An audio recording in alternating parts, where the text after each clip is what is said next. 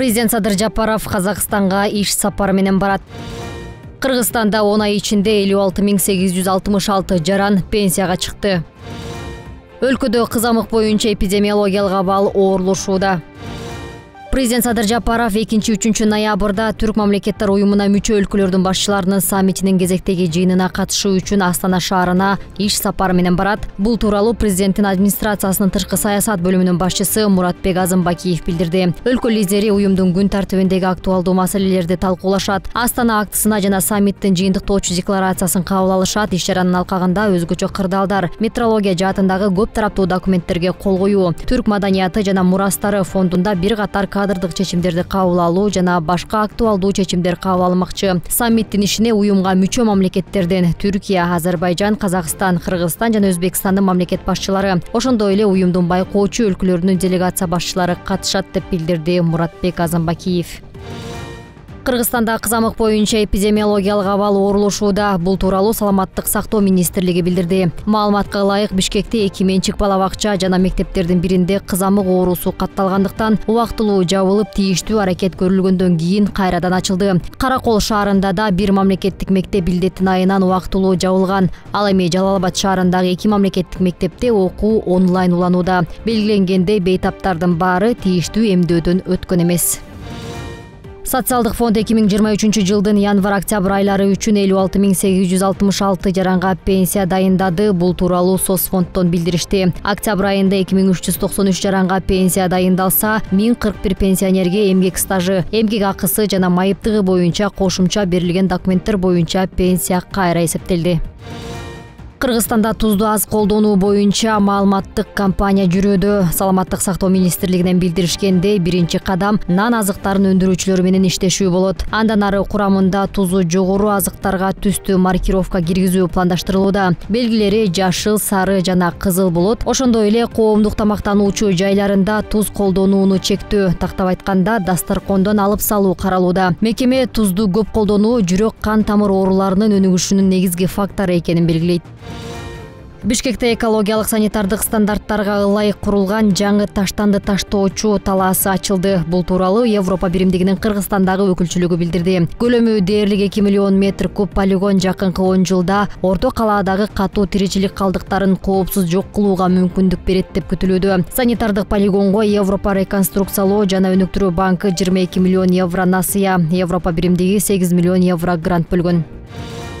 Бүгүн Ош шаарындагы номер 8 үй бүлөлүк медицина борборунда мамлекеттик дарыкананын ачылышы болду. Дарыканага эл аман деп ат коюлду. Мында 800дөн ашык аталыштагы дары-дармектердин түрү бар. Шаар тургундары дарыларды жеке дарыканаларга караганда 10-15% арзан сатып ала алат. Эске салсак, буга чейин мамлекеттик дарыкана Бишкек шаарында да ачылып, номер 3 үй бүлөлүк медицина борборунда жайгашкан. Саламаттык сактоо министрлиги ал жакта да 800дөн ашуун зарыл болгон дары-дармектердин түрү бар экенин билдирген. Социалдык дарыканаларды ачуунун негизги максаты калкты жеткиликтүү дары-дармек менен камсыз кылуу жана баа саясатын туруктуу кармоо болуп саналат. Министрлик 10 ноябрга чейин республика боюнча дагы 46 дарыкана ачылаарын белгиледи. Жакынкы келечекте мындай мекемедеги дары-дармектердин түрүн 2000ге чейин көбөйтүү каралууда.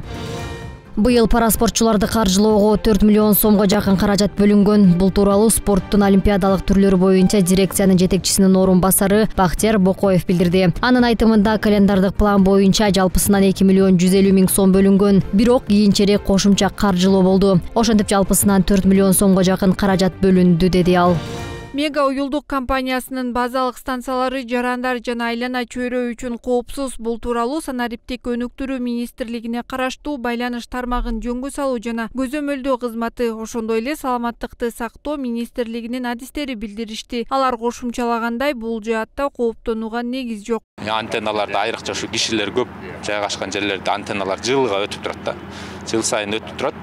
Эмне себептен? Ошол анткени жаңыланып турат, улам оборудованияларын жаңы коюшат. Мисалы, өзүңөр билгендей эле азыркыда мурун башында 2G, 3G болчу, азыр 4G, 5Gга чейин турат. Ошон үчүн жаңы оборудование колгон сайын дайыма текшерилип турат. Ошо параметрлери, ошо көрсөткүчтөрү көрсөтүлгөн, бекитилген нормадан ашып кетпейби деп чыган.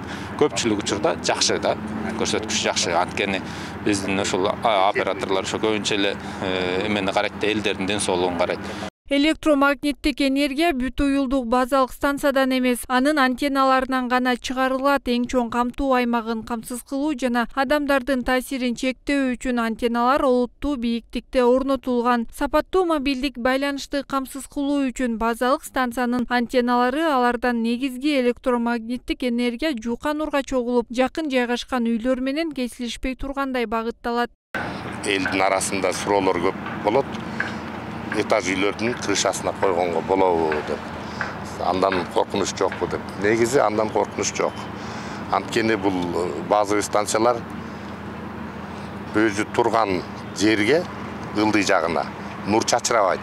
Нуру айлана чөйрөгө гана берилет, алдында берилбейт. Ошон үчүн этаж үйдө турган антенналар ошол үйдүн тургундарына эч кандай зыяндуулугу жок. Толкун радио жыштыктарды колдонуу менен иштеген башка түзүлүштөр сыяктуу эле базалык станциялардан келип чыгат. Үн алгы, сын алгы, учуу башкаруу локаторлору, Wi-Fi, микротолкундуу мештер жана башкалар. Бардык текшерүүлөр каттоодон өткөн уюмдар тарабынан жүргүзүлөт. Өлчөлөрдү жүргүзүү үчүн колдонулган аспаптар текшерүү сертификатын берүү менен метрологиялык борборлордо үзгүлтүксүз текшерүүдөн өтөт. Базалык станциянын курулушу башталганга чейин санитардык коргоо зонасын аныктоо үчүн антенналардын таасирин эсептөө программасы аркылуу алдын ала теориялык эсептөөлөр да жүргүзүлөт. Антылар өзү бийик жайгашат 25 метрден үйдө. Анан бизде нормалар бар. Санэпиднадзордон келип текшеришет. Албетте нормаласын эсли өтсөк, ал уруксат берилет койгонгочу. Биз антеннаны коердон мурда көптөгөн пакет документтер даярдайбыз. Ал деген мамлекеттик органдар карап, көптөгөн мамлекеттик органдар уруксат бергенден кийин гана антенна курулат. Андан тышкары курулуп бүткөндөн кийин Санэпиднадзордон келип текшеришет. Нормалары такталгандан кийин анан эфирге берилет, антенна иштейт. Белгилей кетсек, зыяндуулуктун нормасы турак жайларда, коомдук жана өндүрүштүк мекемелерде 10 микровольт сантиметр квадраттан ашпоого тийиш. Салыштыруу үчүн АКШда радиациянын жыштыгына жараша максималдуу жол берилген деңгээл 140 микровольт сантиметр квадратты түзөт. Европалык орточо стандарт 100 микровольт сантиметр квадрат. Россия стандарты 10 микровольт сантиметр квадратты түзөт. Кыргызстанда байланыш станцияларына коюлган талап дүйнөдөгү эң катаал талаптардын катарына кирет. Айчолпон Мукашева, Ислам Алтынбек уулу, 7-канал. Жалал Абад шаарынын Михаил Бабкин көчөсү мурунку калыбынан бир топко өзгөрүп баштады. Ушул тапта аталган көчөгө асфальт төшөлүп жатат. Жол дээрлик 2 эсеге кеңейтилди. Учурда тийиштүү кызматтар жеринде кызуу иш алып барышууда.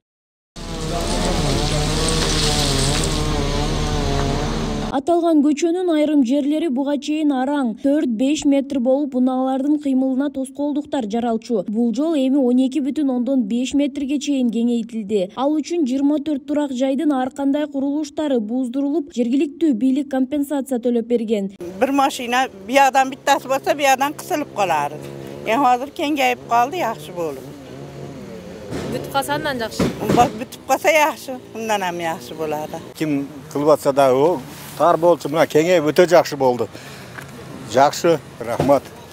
Өтө начар болчу, кысылган. Мына жерде адамдар отуруп алат эле, анан в общем невозможно эле да. Кудайга шүгүр, жакшы. Ооба. Узундугу 1,5 чакырымды түзгөн Михаил Бабкин көчөсүн реконструкциялоо иши Жалал Абад шаарын өнүктүрүүгө бөлүнгөн 2 миллиард сомдун эсебинен каржыланууда. Мында көчөнүн эки тарабына тротуар курулуп, темир бетон арык курларын жаткыруу, жарыктандыруу жана жашылдандыруу жумуштары аткарылат. Бабкин көчөнүн узундугу 1,5 чакырымга жакын жол. 1,5 чакырымга деген себеби Пугачева көчөсү да кошулду бул жол скважинага ачылыш үчүн. Ширинасы 12,5 метрге чейин чыгат. 12ден 12,5га чейин. Жолдун өзүнүн ширинасы 7 метр. Эки шекесинде тротуары бар. Лоток, освещение, комплексный жол болуп ачылат, Кудай кааласа. Бул жолдун мурунку абалы боюнча айтсам, мурунку абалында кээ бир жерлер 4 метрге чейинки жерлер бар эле. Быйылкы жылда мына жолдорду, үйлөрдү бузулду, кеңейтүү жумуштары жүрдү. Мына Кудай кааласа биз асфальт төшөө жумуштарына жетип келдик азыр. Биз азыр Эркиндик көчөсүгө чейинки аралыкты биринчи слой асфальтын басып бүттүк. Бул жагы деле бир аз эле убакыт керек болот. Эгер аба ырайы жакшы турган болсо бир 10-15 күндүн ичинде бүтүп калабыз. Белгилей кетсек, 2023 жылы Жалал Абад шаарында жалпы 13 чакырым тротуарга жана 20 чакырым жолго асфальт төшөө пландалган. Ушул тапта калаада Михаил Бабкин көчөсүнөн сырткары Бекмамат Осмонов, Курманбек, Малашев көчөлөрүн реконструкциялоо иштери жүрүп жатат. Нуриза Хамракулова, 7-канал, Жалал Абад.